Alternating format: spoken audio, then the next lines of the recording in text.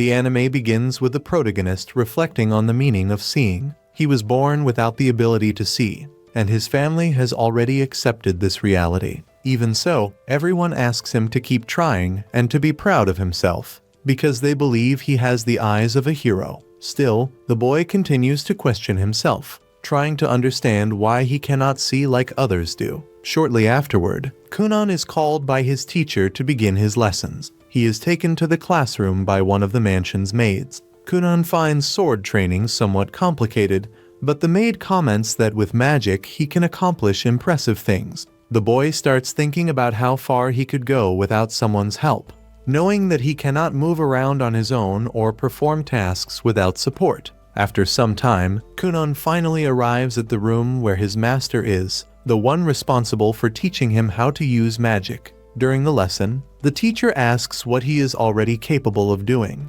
Soon after, using his wand, Kunon casts a water spell, surprising the teacher by already mastering that type of magic. Curious, Kunon asks what size that water magic is. The teacher replies that it is about the size of an eyeball, but upon realizing what she said, she apologizes and promises to make it up to him. Kunon then realizes that he can see magical manifestations, which makes him extremely excited. He also begins to find it strange that he always eats without worrying about what he is consuming, finding everything very curious through touch. When he tastes lettuce, he thinks he is eating some kind of grass, until the maid explains that it is a vegetable called lettuce. Then she says that what covers the bread is butter. When he picks up another fruit, even before she says anything, Kunon recognizes that it is an apple. The maid notices that he has been trying many new things and showing a lot of curiosity. When he smells a strawberry, he notices that its scent is very strong. The maid gets a bit too excited and starts pressing different foods against his cheek so he can guess what they are. Kunon gets slightly annoyed, and she apologizes for getting carried away. Later, Kunon's teacher arrives at the library asking which book he would like to listen to that day. He asks for a work about the history of the Holy Knight of Hungary. The teacher is surprised by the sudden request, but the maid assures her that it is fine. She warns that if the content becomes too heavy, Kunon can ask to stop. The boy shows that he wants to learn many things and is becoming increasingly curious about the world. Then it is explained that long ago, a great war occurred involving heroes from many lands and the demon lord. The hero of that kingdom, Histoa Hunglia, managed to defeat the enemy, but lost an arm and a leg in the battle.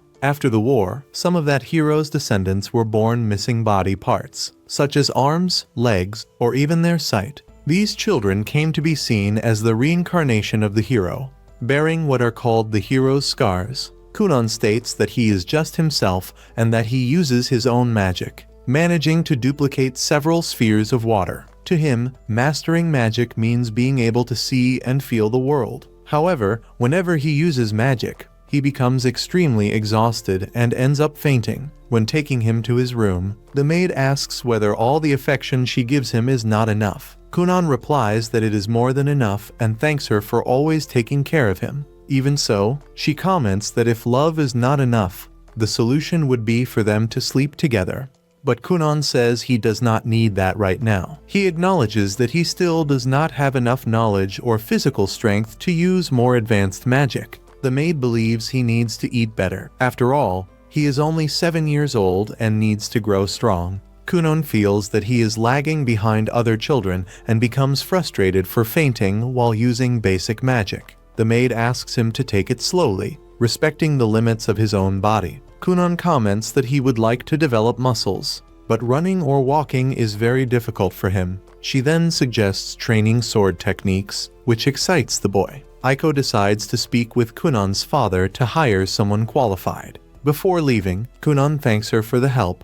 While Aiko gets excited thinking about a possible raise, Kunon only asks that she not make too much noise during his magic training. Aiko is happy and says that if she did not feel his presence, she would be crying that night. The next day, a fencing instructor is hired to train Kunon. During the training, Professor Jenny appears unexpectedly, and the instructor cheerfully comments on how quickly the day passed. Jenny notices that Kunon has started practicing swordsmanship, and he explains that to use magic, one needs knowledge and physical strength. Observing more closely, she realizes that Kunon has changed a lot since the last time she saw him. Before continuing, she asks if he wants to rest.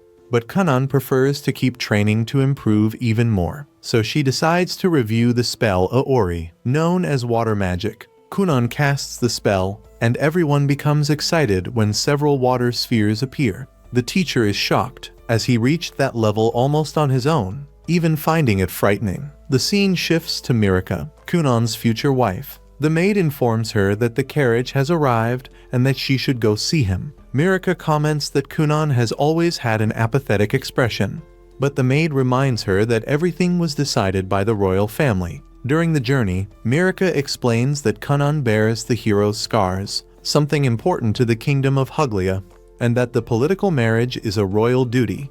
When they first met, she wanted to play with him and discover what he liked. But Kunon always seemed distant and sad, saying that he could not do anything on his own. Returning to the present, Mirika feels sad thinking that she would see that dejected face forever. However, upon arriving, she is greeted by Kunon with a smile, which confuses her. She wants to understand what changed, since he seems happier. Kunon explains that he has come to like her, surprising Mirika. When he shows his abilities, creating a rainbow above his head, she is enchanted. Kunon apologizes for having troubled her before, and she also apologizes. He asks her to listen to his stories, as he has experienced fun moments. Mirika falls even more in love upon seeing him so cheerful. On her way home, she feels radiant, considering it a wonderful day and looking forward to seeing him again. The scene returns to Kunon, who is surprised to realize that, for the first time in his life, he reached out his hand to someone. The maid celebrates, saying that this proves he is a true gentleman. The next day, Kunon asks the teacher to read more about chivalry,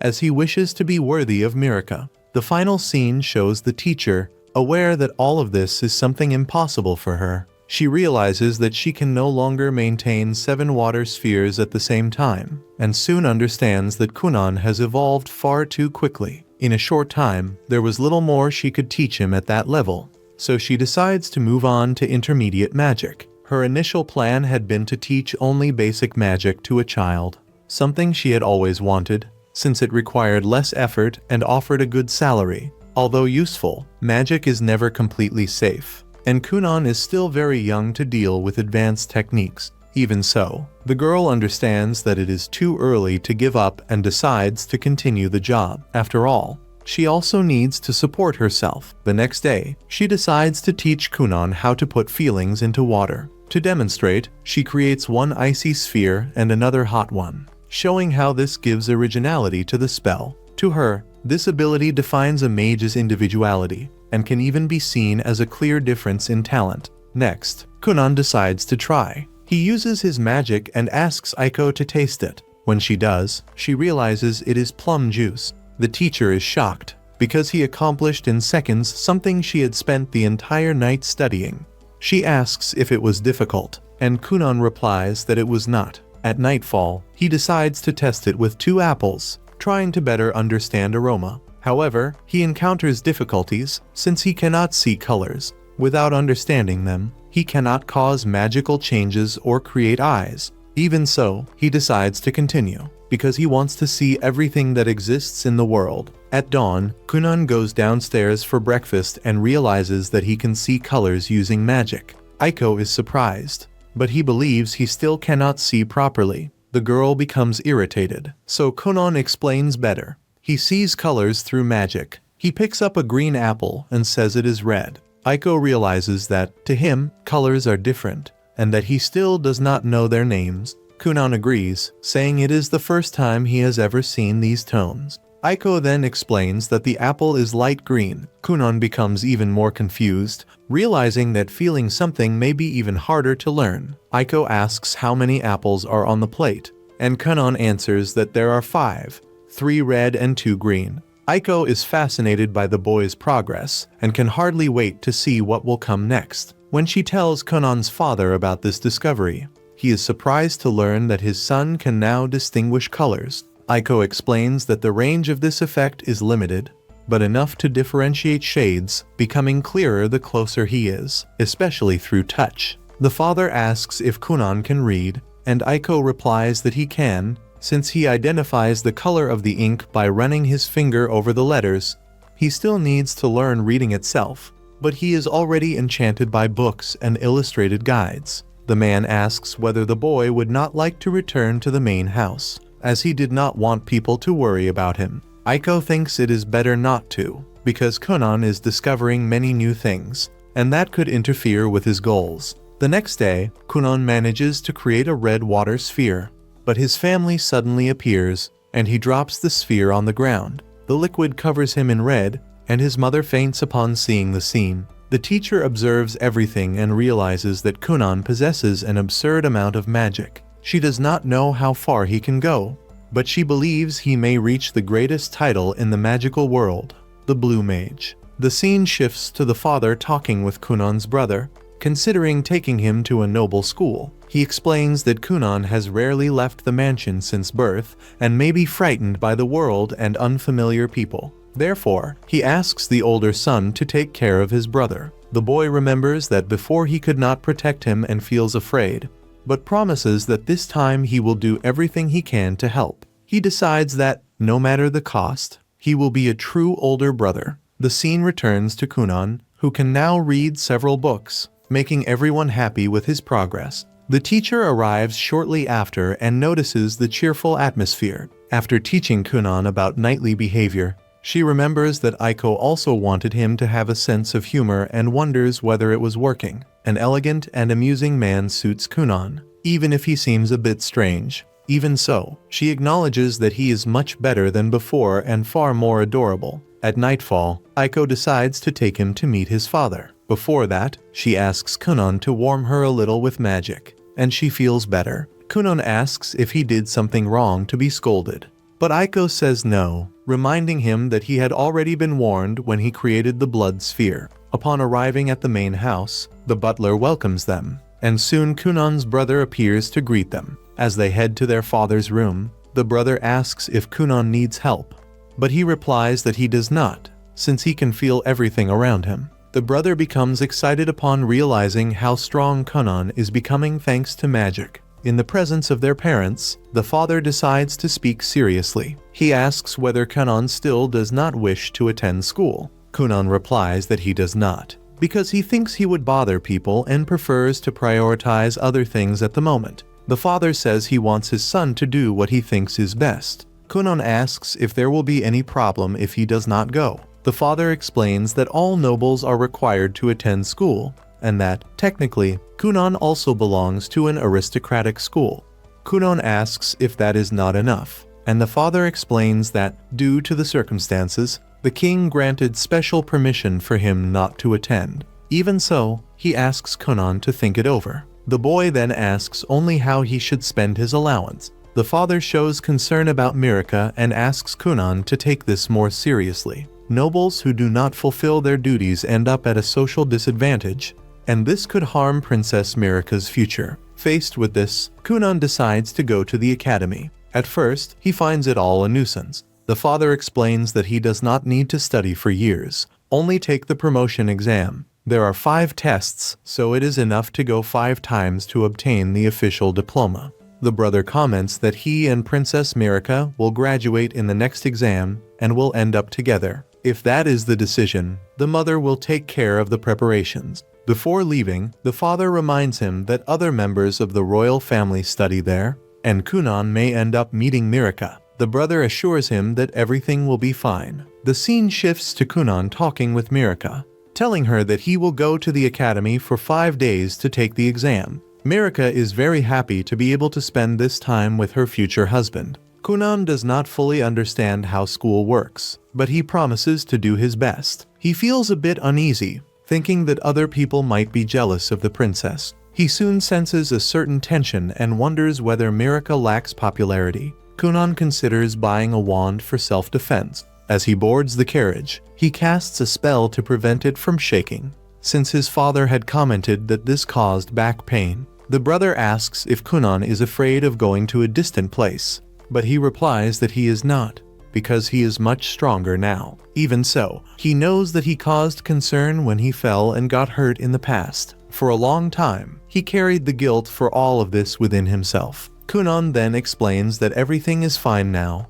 Before, he felt a constant desire to simply disappear. But that feeling is in the past. In the present, he is determined to live, no matter what happens. His brother clearly notices how much Kunon has changed. The boy states that even if all the humans in the world were to disappear, he would still intend to keep living, because he carries a strong desire to survive. Upon arriving at the academy, Kunon is welcomed by his beloved wife. Before entering completely, he lags behind a little and begins to feel the presence of many people around him, as well as hearing countless voices. He knows that if he were the Kunon of the past, he would probably have hesitated to take this step and enter the school. The scene then shifts to the teacher responsible for accompanying him. She remembers when she first met him, when he was still very young, and wonders whether she will be able to guide him properly during those 5 days. As she observes him closely, she realizes that Kunon has matured a great deal and is even walking ahead of her. Even so, she calls out to him and officially introduces herself as the school's teacher and the tutor who will be accompanying him. While they talk, some students appear, commenting among themselves about Kunon, saying that he is the only one to have received that blessing in 100 years. One of the boys shows irritation, while his friends think Kunon is nothing special. However, the jealousy truly surfaces when he sees Mirika at Kunon's side. Upon entering the classroom, the teacher asks whether Kunon already knows how the exam works. He replies that it consists of 5 days of tests. She confirms this, explaining that each test has a specific time limit. After completing the exams, Kunon manages to get everything right, leaving the teacher very satisfied. The scene shifts to Kunon walking through the school corridors until a boy appears and starts provoking him, saying that he does not believe Kunon really received his father's blessing. This boy is Lyle, Mirika's brother. Realizing that the situation could turn into a mess, Kunon decides to settle it once and for all. He uses the water around them to create the illusion that the prince has gotten wet, making it look as though he has urinated on his own clothes. People begin to laugh, and Lyle runs away in embarrassment.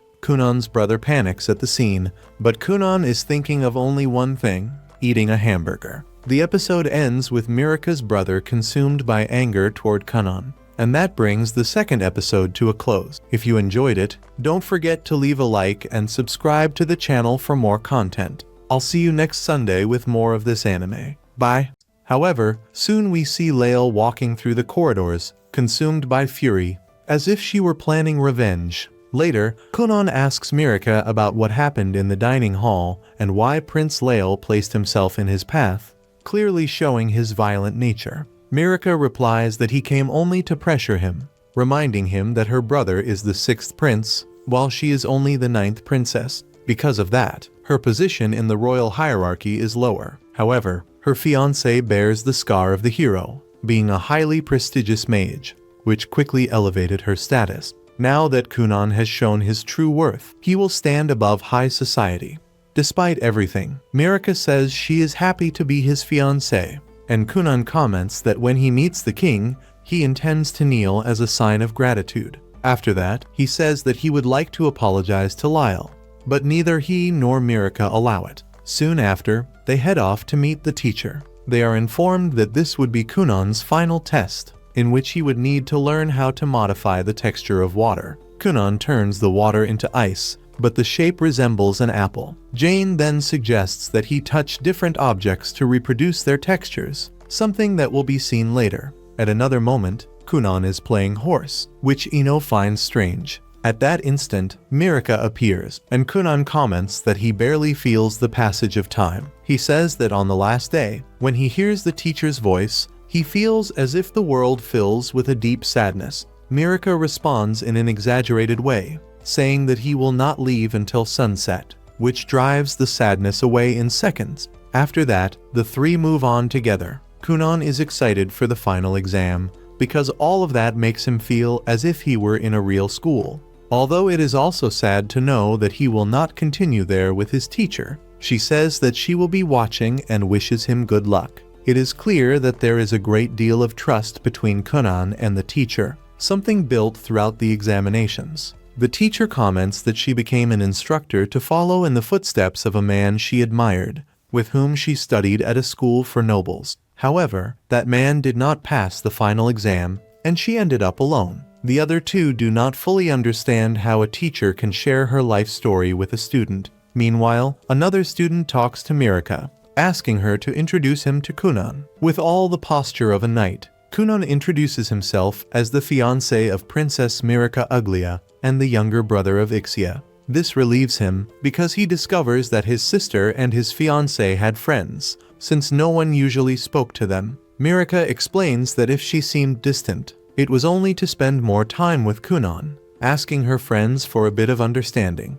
Kunon thanks the princess for her consideration, but admits that he had been worried, even though he never directly asked whether they were lonely at school. He is happy to know that his sister was not alone and that the princess had friends, otherwise he would have tried to comfort them, saying that there is no problem in not having friends. This confusion leaves everyone speechless, but Mirika understands what he meant. Kunon confirms it, stating that humans can live well on their own, which sounds intriguing to everyone. Already in the classroom, Lyle is informed that the time for the exam has arrived. He orders everyone to wait for her, but his subordinates doubt that, even though he is a prince, the teacher would decide to wait. After all, it is an official examination. The bell rings, marking the beginning. The students sit in their seats. Our protagonist was about to be guided by Mirika when Lyle appears and separates them. People begin to murmur, and Lyle notices this, remembering what the maid said at the castle. He becomes furious, since no one had ever dared to challenge him in that way. Suddenly, Kunon grabs his hand and introduces himself. Surprising everyone, Lyle demands that he let go, but Kunon holds on firmly, comparing himself to a biting turtle, and says that he is his brother-in-law, so the proper thing would be to get to know each other better. Thus, they enter a verbal confrontation, making it clear that he did not give him permission to touch him. Kunon points out Lyle's masculine bearing and states that, if he could see, he would be so impressed that he would smile when he lifted his chin. This makes Lyle blush, drawing laughter from everyone. Embarrassed, the blonde asks Kunon to let go. He obeys, and the matter ends there. During the exam, the prince shows good performance, albeit a bit reflective. In the end, after the evaluation, the teacher announces that everyone has passed. With that, Kunon returns home, says goodbye to his classmates, and even to the teacher, to whom he extends his hand to his brother. Lyle watches the scene smiling and comments something with his colleagues before leaving. Back at the place, Jane asks Kunon to practice magic by creating a whirlwind. He begins by forming a sphere of water and making it spin. Next, they ask him to stop the movement and divide the sphere into 10 parts, which Kunon manages with effort. Then, they request that he change the colors to red, green, and yellow, as well as alter the texture, something he accomplishes without difficulty. Jane congratulates him, saying it was magnificent. Before stopping, Kunon asks for one more moment,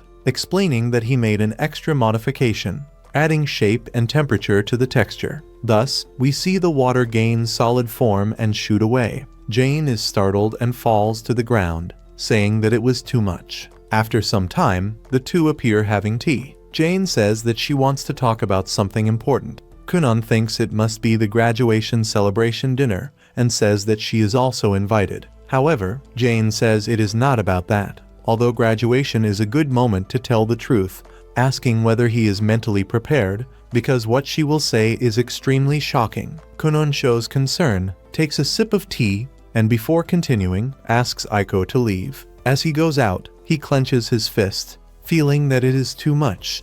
Suddenly, Kunon imagines that Jane is a goddess of the night sky, about to depart and return to her own world. Jane likes him. This is Kunon's story, but it is not limited to just that. The truth is that, for her, there is nothing left except to continue teaching. She confesses that, for some time now, she has felt that she has nothing new left to pass on. Everything she knew about elemental magic, especially the kind that was not focused on attack, had already been taught. Now, Kunon can handle magic better than she herself can. Jane believes that she would only need to learn some kind of unprecedented magic in order to surpass him again. Hearing this, Kunon stands up and says that this is not true. He admits that he always liked her tricks, the creative ways she used to make the content understandable and interesting. Even so, when she tried to teach him using only pure magic, Jane had already realized that Kunon had noticed her desperation, which, in a way, made her feel more at ease. Kunon then says that his own magic expanded precisely thanks to her tricks. He remembers when they talked about Aori, comparing the sphere she had created, and how that opened his eyes. Jane gave Kunon a purpose in life, something that involved much more than simply casting spells. The tricks taught him about the depth of magic. Because of that, Jane asks whether he should not stop repeating these techniques. She comments that she made a great effort to invent something new, trying to deceive him, but nothing seemed to work. Kunon refuses to believe that she was really being deceptive. He asks whether she intends to leave because of the salary, saying that he can ask his father to pay more. However, Jane makes it clear that this is not it. She cannot stand receiving so much money when she feels that she no longer has anything to teach. Before, she managed to keep going, but now she can no longer continue in the same way. Standing in front of him, Jane says that Kunon should learn from a wizard better than her, someone who could still help him evolve. She admits that she managed to deceive him up to that point, but she cannot continue like this. For Kunon, even if they were tricks, the fact that she was able to think of so many for such a long time already showed incredible talent. He says that he would like her to continue being his teacher, even if she were an elegant deceiver. Kunon does not want anyone else in that role. While she was saying this, some aquatic animals began to approach, making it clear that Jane truly could no longer continue as his teacher. Kunon's magic had already gone far beyond hers. Finally, we see Jane leaving. For her, there is no doubt that Kunon is a genius and that he can reach the title of Blue Mage. Even she, being considered a genius, had to work very hard, surpassing her own limits repeatedly in order to evolve. She states that she cannot afford to lose to her student because it is still far too early for that. The days pass, and Kunon discovers that Professor Flora also resigned. She congratulates him, saying that he has already completed the entire curriculum. Kunon laments not having been able to say goodbye, but Aiko explains that Flora did not want to, because she might end up crying. Faced with this, Kunon decides to write a letter of thanks. Aiko supports the idea and even asks him to find out whether, at the mansion, there is any employee between 18 and 25 years old, well-paid, tall, and handsome. Hearing this, Kunon becomes dejected. He asks whether she might leave when he gets married. Aiko apologizes, but confirms that yes, she will. She says that now they can already live on their own without problems, so it will not be necessary. This makes Kunon even sadder, and he says that he will not be able to deal with it. He tells the story of a rabbit that died when it felt lonely. Irritated, he exclaims that he will not ask Flora for anything else. During a family dinner, Kunon says that Flora recommended that he look for a talented wizard to train him.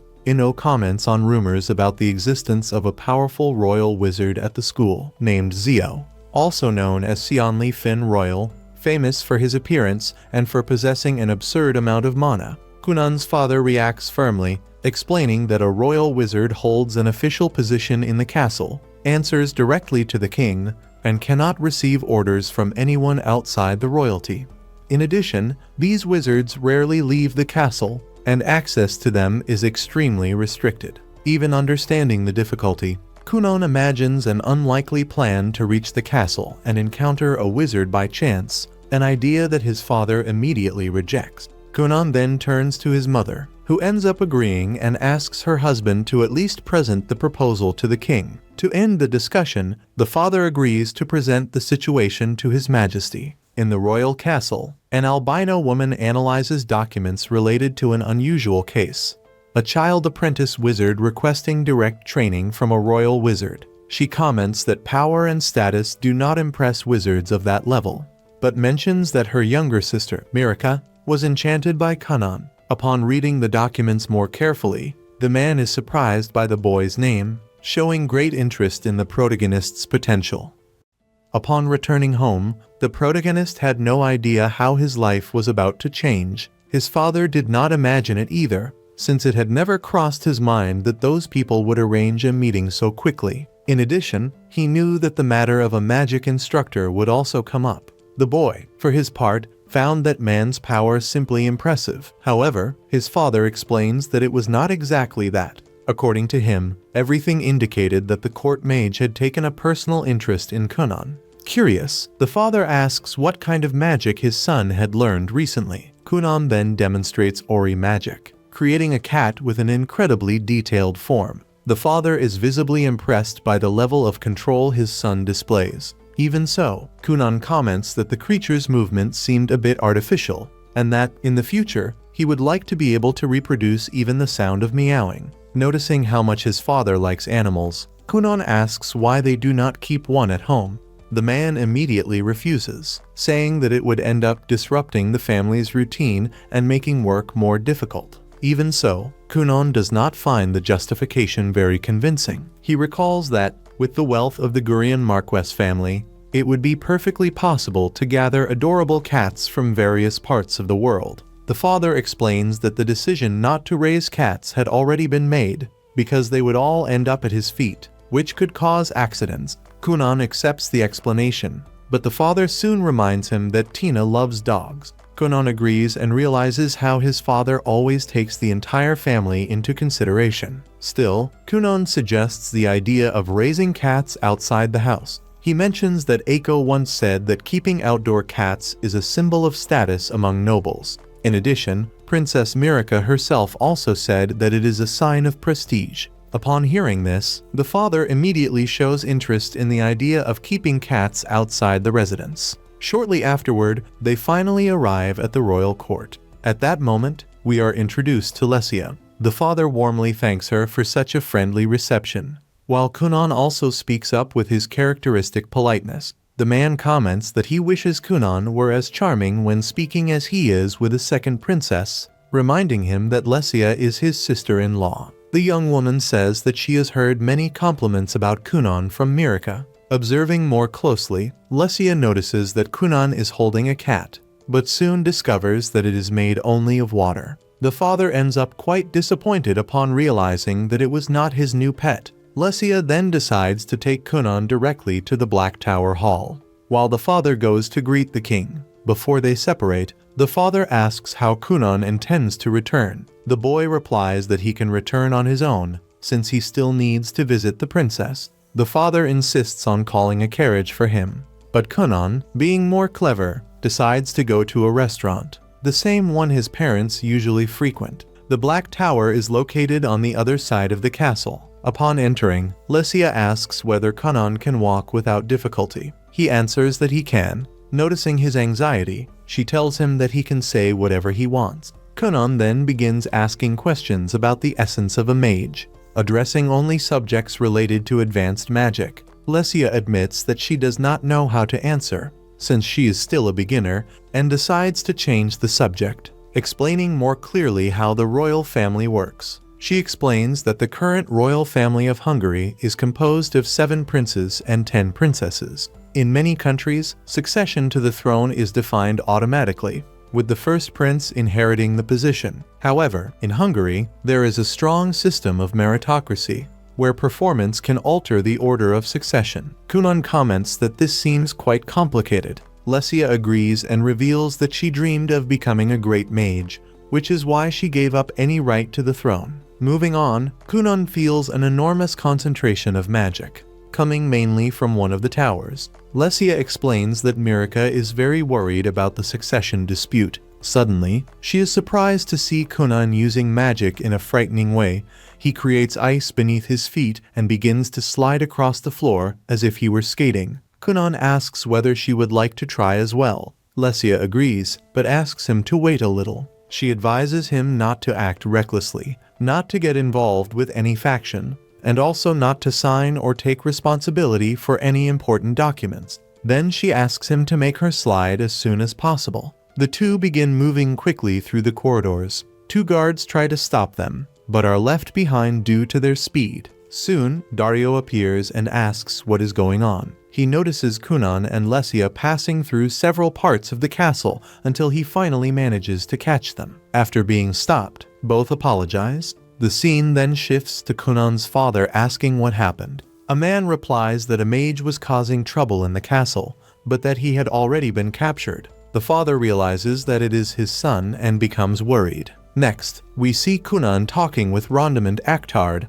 the official court mage. Kunon introduces himself and immediately senses the man's impressive power. He thought Lesia's magic was incredible, but he realizes that the director is on a completely different level. Rondamund comments that he heard Kunon possesses the water crest. The boy confirms it and shows that it is on his arm. The mage asks whether the crest has 2 stars, and Kunon admits that he does not understand much about it. Rondamund then explains that there are 7 magical attributes: fire, water, earth, wind, light, darkness, and arcane, each with 5 levels. Kunon asks whether 2 stars represent the most basic level, and the man confirms it. Lesia adds that she also has only 2 stars in the wind attribute. Kunon asks whether Rondamund is different, because he feels a much greater concentration of power. He ventures to say that it might be 3 stars, but the mage reveals that he has 4. Rondamund asks whether that surprises him, but Kunon says it does not, since this is the first time he has heard about crest levels. The director comments that, sooner or later, he will end up understanding. Kunon asks whether the level makes a big difference in the magic used. Rondamund replies that not so much, because what really matters is the total amount of magical power, and, above all, what the person learns from that point onward. He ends the subject by saying that now it is time to have some fun. They head outside, where several students are gathered. The director shows curiosity about Kunon's abilities. Lesia comments that she has already tested him and states that his power is frightening. The people around recognize Kunon as the boy with the hero's scar, and everyone comments that he even gave the Knight Dario a hard time. The curiosity about his magic grows even more. The director then asks a student to step forward and use his power. Upon seeing Ori magic in action, Kunon is impressed and asks whether it would be possible to steal it. He recalls that his teacher taught him that he can use spells that are already being manipulated by someone else.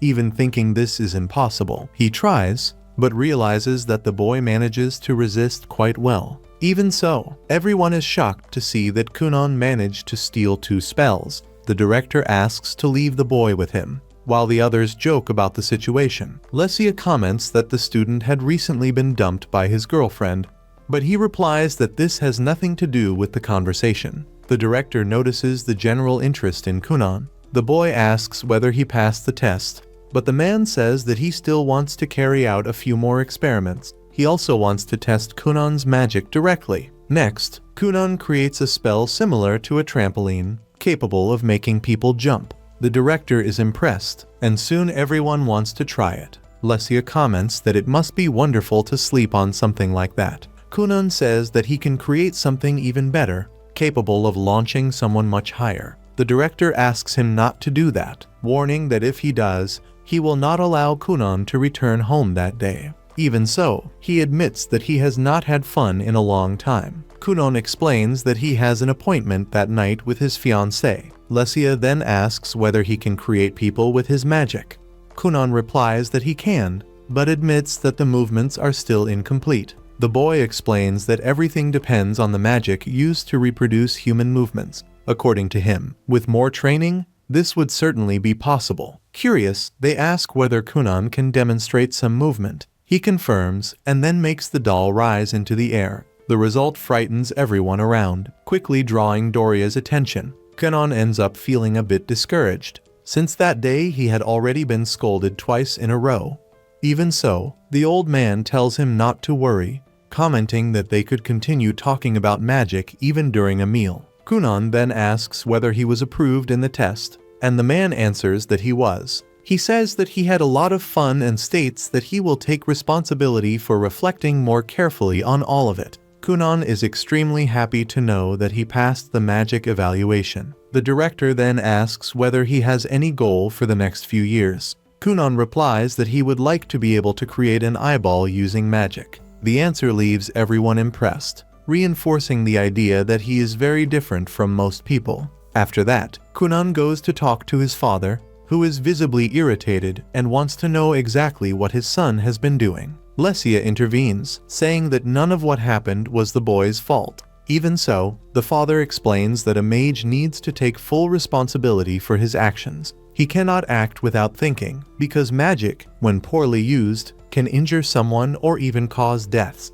Kunon agrees, apologizes, and says that he is sorry for what happened. When they return home, the father is impressed to realize that Kunon stayed in the tower until so late and concludes that his son must truly be very powerful. He also notices that everyone seemed to like the boy quite a lot. Lesia then reminds Kunon that he needs to meet his fiancée for dinner. Kunon realizes that it is already night and that he needs to hurry, but remembers that he is all sweaty and still has not taken a bath. Lesia suggests an idea so that he can reach the girl. Kunon then creates a sphere of water and uses wind magic to make it fly. Kunon believes that this might not be a good idea, because the girl might have a fiancé, and if he saw that, he could interpret everything the wrong way. Lesia insists that he do it quickly and reminds him that she does not have a fiancé at all. The two end up flying at an impressive speed and land in a very dangerous way. Lesia apologizes, saying that she should have gone more slowly. Kunon comments that, even so, they could take advantage of it to do more experiments. Before they can continue, Dario appears at the location and scolds Lesia, reminding her that she is part of the royal family and should not get involved in such dangerous situations. And thus, the 4th episode comes to an end. I hope everyone enjoyed it. Leave a like, subscribe to the channel to follow more videos like this, and see you next week.